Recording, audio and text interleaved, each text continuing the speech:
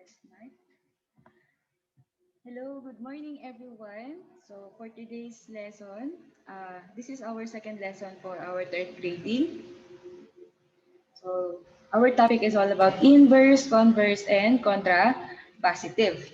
So let's recall first kung ano yung pinag-aralan natin last week. It is all about the uh, this form, P arrows Q. So P arrows Q is read as if P then Q or P implies Q. Okay? Itong P implies Q ay tinatawag din nating conditional statement. So ito yung pinag-aralan natin last week. It's all about conditional statement, which is yung if and then statement.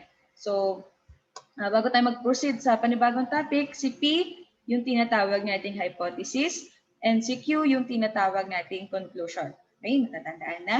Okay, so let's have our new topic which is yung inverse. Ano ba yung ibig sabihin ng inverse? So inverse is a statement formed by negating the hypothesis and conclusion of the original conditional. So ibig sabihin yung inverse, ito po yung inelevate natin yung ating P tapos Q. Ibig sabihin ng in-negate, gagawin nating negative yung statement. Okay, so ito po yung kanyang symbol, no? And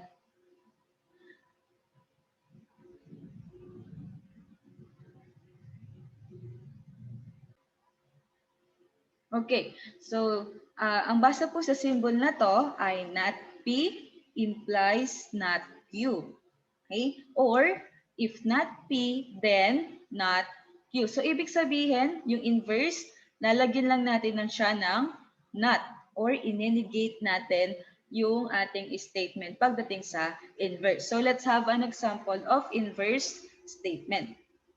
Ito yung unang statement natin. Right angle is defined as an angle whose measure is 90 degrees. So ano ang conditional statement niyan? Ano yung if and then form niya?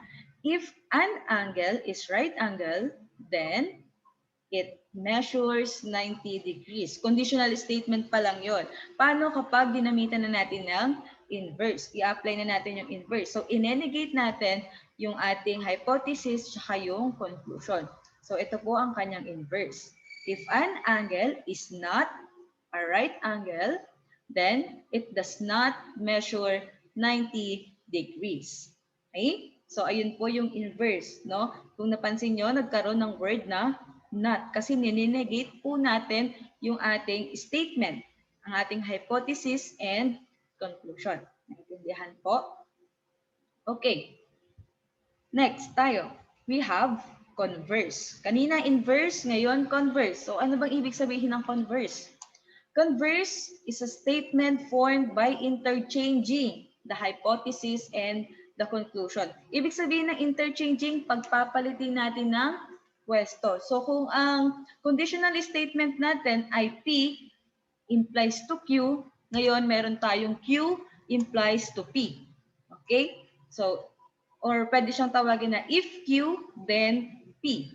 Okay, naintindihan po. Pagbabalik-tanin lang natin yung conditional statement kapag gagamit tayo ng converse. Okay? So let's have an example. Same statement pa rin katulad kanina. So yung conditional natin is if an angle is right angle, then it measures 90 degrees. So paano pag converse? Babalik-tarin lang natin yung hypothesis and conclusion. So meron tayong if an angle measures 90 degrees, then it is right angle. Okay, pinagbaliktad lang natin, pinag-interchange. Okay, tandaan yung word na interchange pagdating sa converse. Okay? So, naintindihan po? Okay, so let's have the last statement for this discussion. Okay, saglit lang naman siya, napakadali. Okay? So, last statement is yung contrapositive. So, ano ba ibig sabihin ng contrapositive? Contrapositive is a statement formed by negating both end hypothesis and conclusion. So, dito sa contrapositive, nag-i-interchange din dito. Nag-i-interchange doon sa ating conditional statement and ninenegate natin yung dalawang statement, which is yung hypothesis and yung conclusion. Okay? So, ito po ang kanyang symbol. not Q implies not P. Okay? Not Q implies not P, or if not Q, then not P. Okay po? Ninenegate natin yung converse kanina. Kasi di ba naka-interchange na siya. Okay. So let's have an example of contrapositive. So same statement pa din. Ang conditional natin ay if an angle is right angle, then it is measured 90 degrees. So interchange and then negate. Okay? So our contrapositive is if an angle does not measure 90 degrees, then it is not a right angle. Kita nyo, negate natin yung ating contrapositive. Naintindihan po? So this is the summary ng ating if and then form. Okay? So sa conditional statement, ito yung if and then form natin, yung original, which is yung if P, then Q. Okay? Kapag converse naman, if Q, then P. Interchanging, converse. Nag-interchange, nagpalit. Inverse, if not P, then not Q. Yung inverse, negating ng ating conditional statement. Ninenegate natin yung conditional statement natin. Samantala, si contrapositive, if not Q, then not P. Ninenegate naman niya yung ating converse. Ganun lang siya tatandaan. So let's have another example para mas maintindihan nyo pa. Okay, so let's try. Conditional statement natin, if two angles are congruent, then they have the same measure. Paano pag converse? Converse is interchanging. Magpapalit yung hypothesis and conclusion ng pwesto. So we have, if two angles have the same measure, then they are congruent.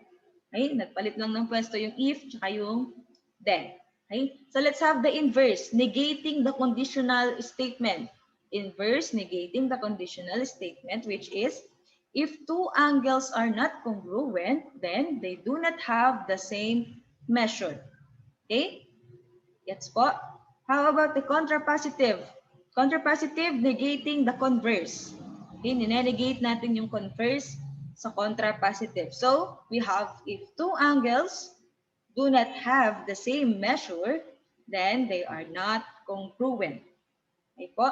If two angles do not have the same measure, then they are not congruent. Okay, get? So let's have another and last example for this lesson.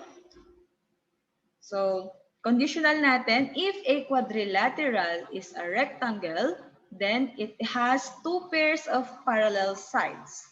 If a quadrilateral is rectangle, then it has two pairs of parallel sides. So, let's try. Post nyo muna itong video na to. I-try nyo po yung converse, kung gusto nyo pong i-try, and then i-check nyo later kapag na-answeran nyo na yung converse, kung tama kayo. Okay, post nyo muna. Okay, so kung na-post nyo na at nasagutan nyo na, this is the answer sa ating converse. Converse is interchanging. Pagpapalitin ang conditional statement. Okay? Magiging Q implies P. Okay? So, converse, ito pong answer natin. If a quadrilateral has two pairs of parallel side, then it is a rectangle. Okay? So, sige, try nyo ulit sa inverse. Inverse naman, post nyo ulit tong video. Tapos tingnan natin kung tama yung makukuha nyong answer.